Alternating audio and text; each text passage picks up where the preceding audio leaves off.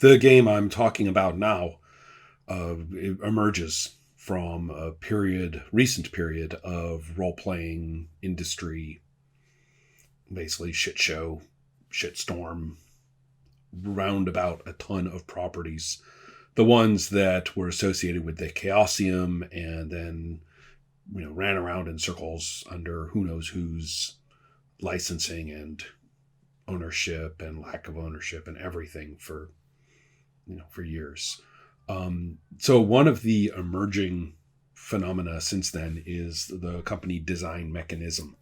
And without going to all these scars and spilled blood and disastrous whatnots about it, what has emerged is a set of games that make use of the early engines of Call of Cthulhu and RuneQuest, and have been, let's see, the fantasy one is Mithras, and then one I didn't know much about because I wasn't following all the ins and outs of all of this. I still don't, I think I had to track it for the Glorantha videos and realized it was basically, waiting and evil of different sorts. But the game here is called Soot, with a cool little, and you're like, oh, Cthulhu, right, see, he's on the cover, right? Well, hold on here. Just by contrast, Mithras is pretty close in spirit, purpose, content to early RuneQuest.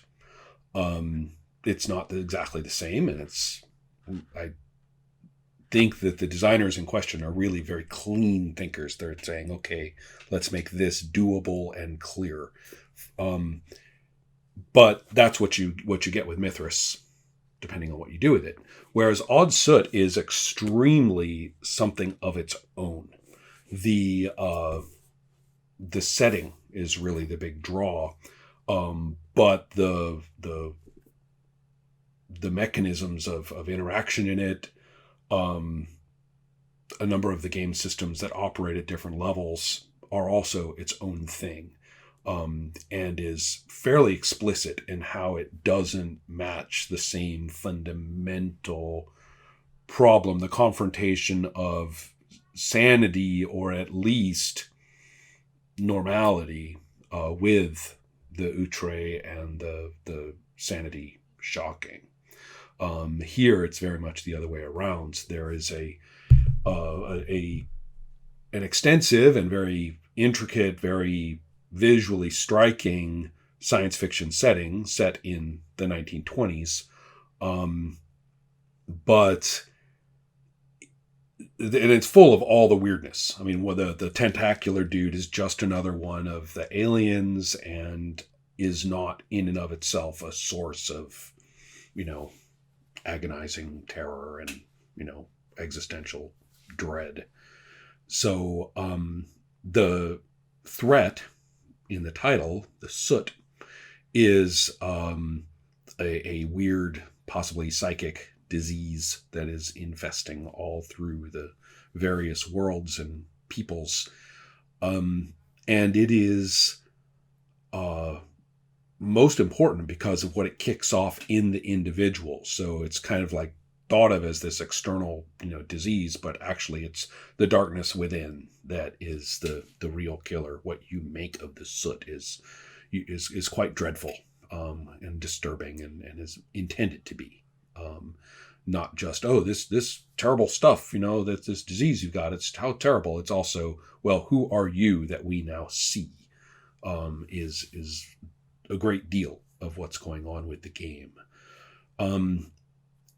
It may even lend itself to the kind of, Hamlet endings and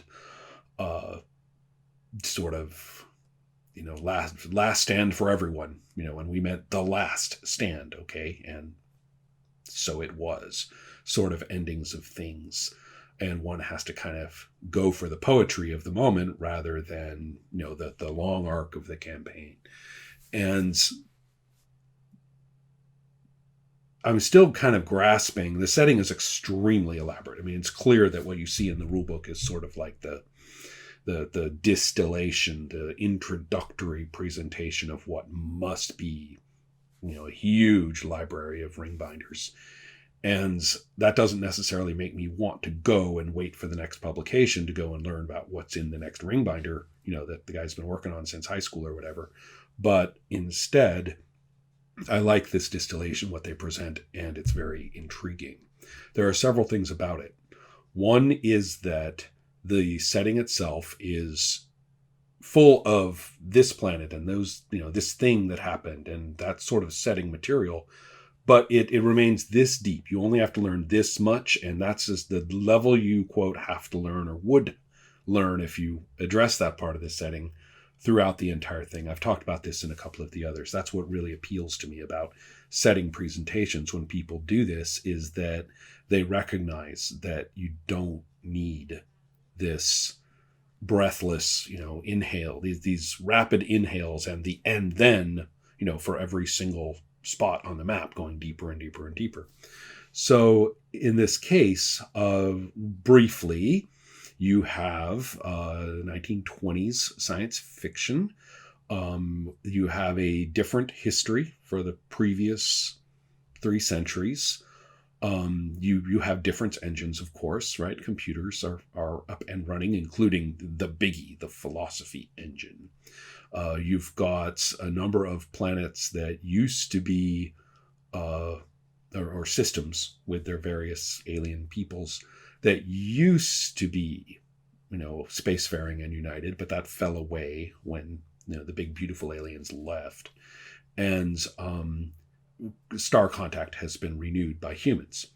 And that was a while ago. So it's commerce has, set up, and you've got all of the things that are so much fun, like spacefaring vessels, which are basically ocean liners in the way that they operate and feel and what they're for.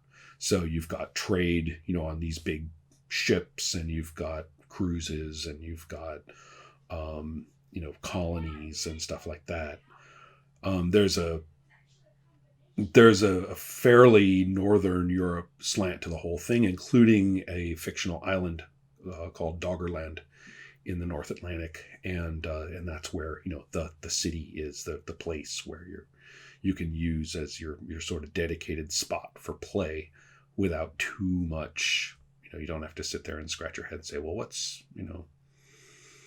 Johannesburg like? I mean, you could, and I kind of like that idea, but they set up this sort of, they're letting you don't have to be you can be ahistorical.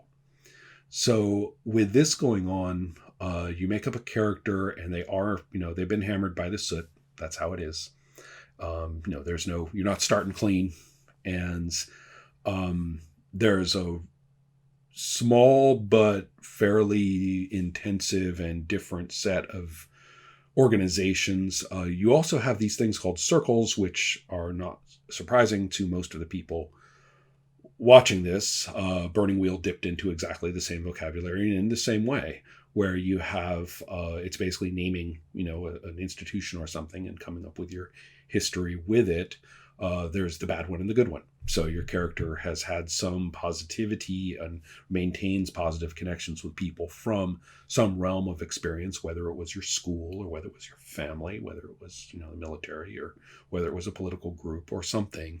And then at the same time, they've had a wretched and horrific set of, experiences and developmentally important, events. So you've got this fairly nuanced character with a fairly broad set of contacts, acquaintances, expectations, perhaps, built in. And your character is soot infected. So already you're saying, wow, this character is like, thud, it hits the table. And that's true. Don't let the setting distract you in this one. The setting is actually not the source of adversity.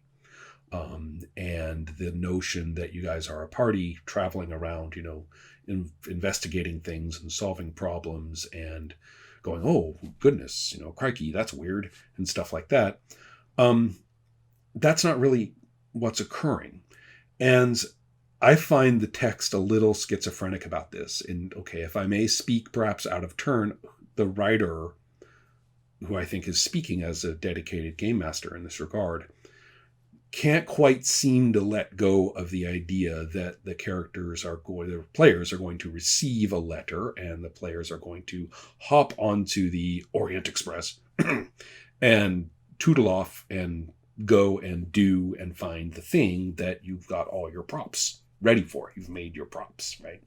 And you're ready for this. And that's not readiness at all. That's control. And the fact that the characters are sorcerer-like, deeply unpredictable. If played as created, the characters, there's no telling these characters what to do.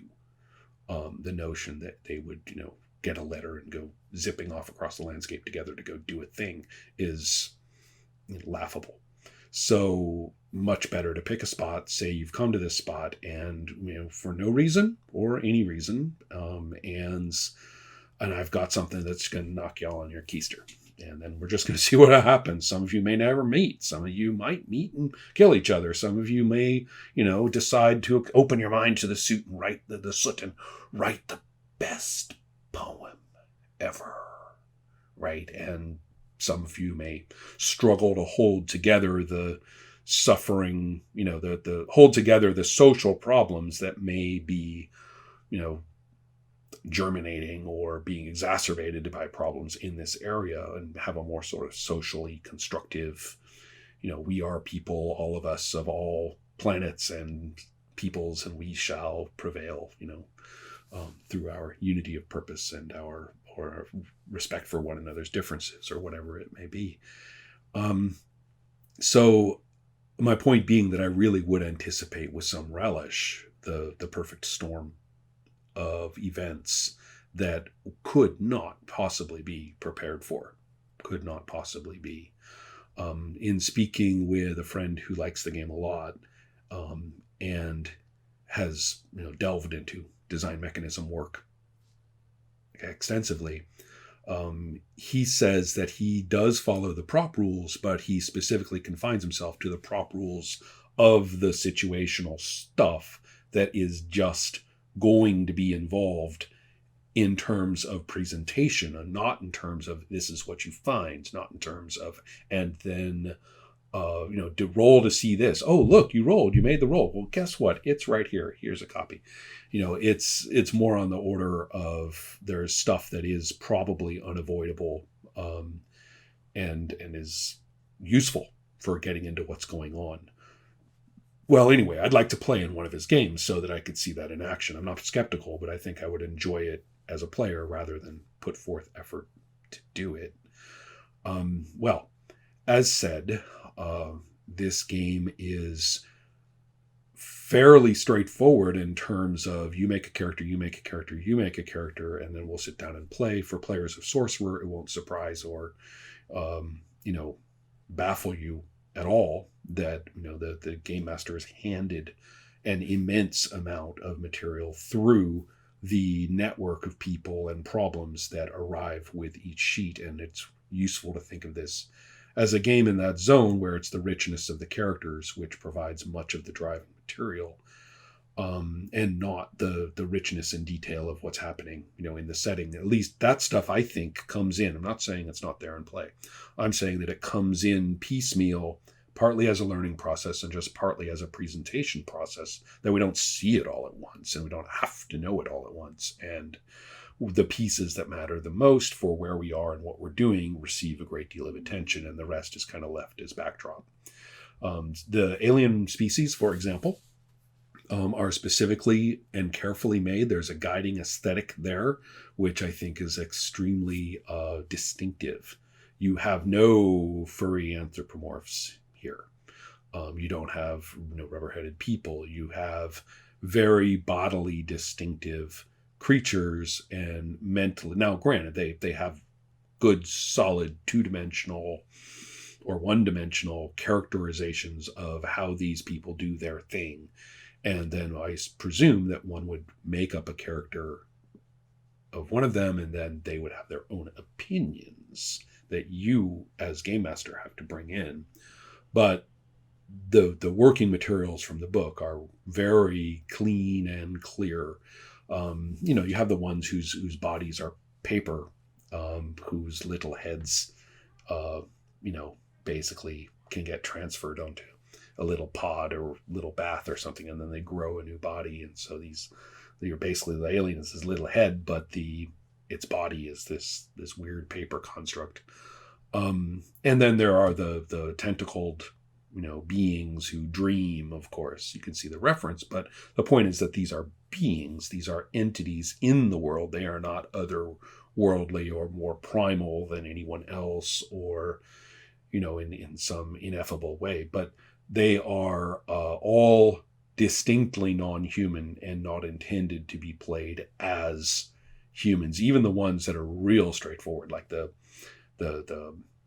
tall, thin, scary, obsessively cruel scientists. There's not much there except for what I just told you. I mean, there's a lot of cool detail about it, but that's what they are, and that's what they do, and that's what happens. So you could just have them, be dissecting a player character at some time, because that's what they do, and they got the claws on him. But on the other hand, you read it again and you say, okay, it's a lot like a lot of the better Gloranthan material. This is the baseline is, but we're talking about Bob the Alien here, and Bob the Alien has opinions and has a history about things and wants to do things this way. And then I think all of the aliens just pop into place as cool and playable, and you're not playing what's written in the book alone, you're playing this one. And the chance to do that actually is really quite attracting me. I confess I have zero interest in Cthulhu anything these days. It's over for me. Did it, came back to it, deconstructed it, spun it differently, tried it this way, came back to it, tolerated it when others, said, let's play this, and then started just nodding politely when people said, and then there's the new game, and it's either a new edition or it's some other game with that material, and it's Cthulhu with cats, or it's the Swedish Cthulhu, or it's, and everybody's like, and I'm just like, look, just play with your plushie, okay? You've got your plushie. Have a nice time. He's cute. I'm done. I just can't do that anymore. I'm not interested. It's lost its bite. I read The Thing on the Doorstep to my children and spooked the crap out of them. And they were like, excitedly, saying, oh, that's her right in the body. And the poor guy, nobody's noticing. And they're shouting this stuff out, as we're reading along. And at the end, the squick out, the horror in there. There was like the empathy for, the poor bastard, was really strong. And I was thinking, okay, reading Lovecraft and enjoying what I consider to be the really great stories is still great. That's still good for me. And my son's like, I heard he was a racist. And so we get to talk, right? I mean, this is good. This is good. It's a family good thing. It's a literature good thing. It's a history good thing. All of that. I'm all for it. But pop Lovecraft, and I specifically blame August Derleth and his invention of the Cthulhu mythos. And then the fact that the game Call of Cthulhu, through no fault of the creators, it's what they wanted to do, was about, it's Derleth. It's the Cthulhu mythos of the 50s. And okay, that's what it is. And then we go on and it booms into what it became. I'm just not interested anymore. So that's why another reason I'm liking Odd Soot is that it's taking some inspiration. I mean, it's set in the 1920s, right? But there's a lot more H.G. Wells than H.P. Lovecraft, and there's a lot more, so I would say Robert E. Howard, of the darkness, burning in your own brain and leading you to, eyeball spinning insights and desires. There's a lot more of that murkier, scarred approach. So taken with a cool, you can get some real dark Wells if you want to look at it that way. with this, and I find that tremendously intriguing. The game master tools of managing the way, what's set up for plots as you go along. I'm still kind of grasping what it's saying, and it may be saying not much. I readily admit it may be saying not much. Very leading and controlling game mastering kind of peeps out at me from among the paragraphs, and maybe that's really what's happening, with all the rest being kind of nicey nice talk about it. Or there may be here a more open context for that perfect storm type of play, that can have happiness emerge too. That's one of its greatest possibilities. Hope springs eternal. It just gets crushed most of the time. I quite look forward to getting this under the belts of being able. Someone says, "Well, what about trad games, Ron?" And you're like, I do tons of that stuff, and we do it well. So this may be a really good opportunity for that one.